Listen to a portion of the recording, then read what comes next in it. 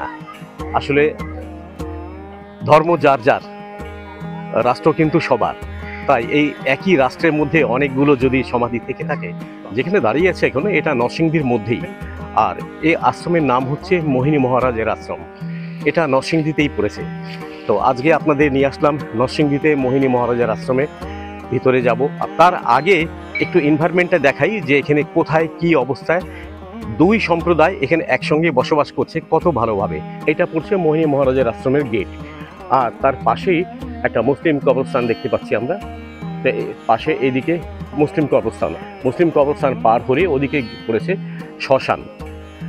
আশ্রমের ভিতরে যাচ্ছি, আমার সঙ্গেই থাকুন। মোহিনী মহারাজের আশ্রম নরসিংদীতে।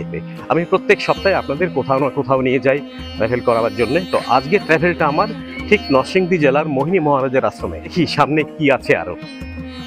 এটা হচ্ছে আশ্রমে লোকজন যে উপাসনা করবে তার জায়গা দেওয়ার জন্য বেশ অনেক লোক হয় এখানে। এটা অতিথিদের বসার মতন জায়গা।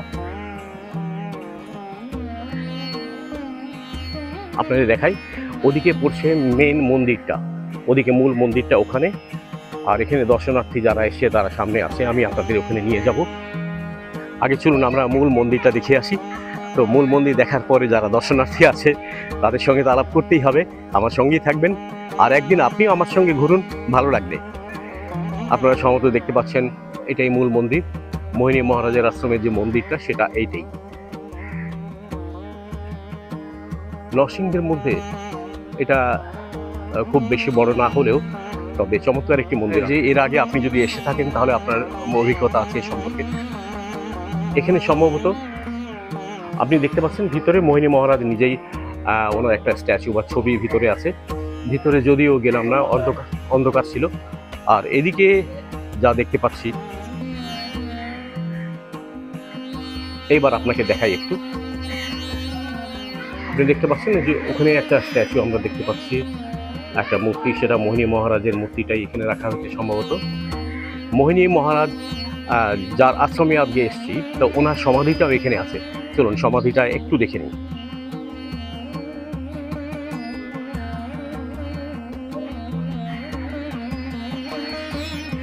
যে শিলালিপিটা আপনারা দেখতে পেলেন রাখাল চক্রবর্তী, তো এটা ওনার নাম, মানে উনি এই ব্যবহারটা বহন করেছেন বলে ওনার শিলালিপিটা আছে। আসলে এটা মোহিনী মহারাজের সমাধিটা ভিতরে, তবে এটা অনেকটা মুসলিম কবরের মতনই মনে হচ্ছে দেখতে।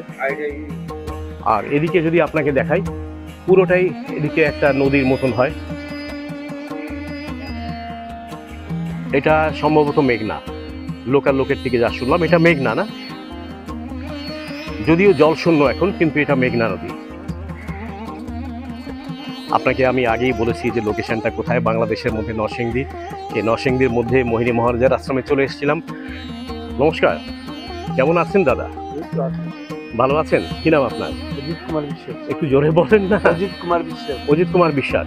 আপনি কি এখানকার স্থানীয়? কোথা থেকে এসেছেন আপনি? নরসিংদী থেকে। তো এই আশ্রমের নাম কি? মহারাজ আশ্রম। মহারাজের নাম কি ছিল? বলতে পারলাম না। মোহিনী মহারাজ। আচ্ছা, তা আপনারা এখানে বেড়াতে এসেছেন। কেমন আছেন আপনারা? ভালো আছেন?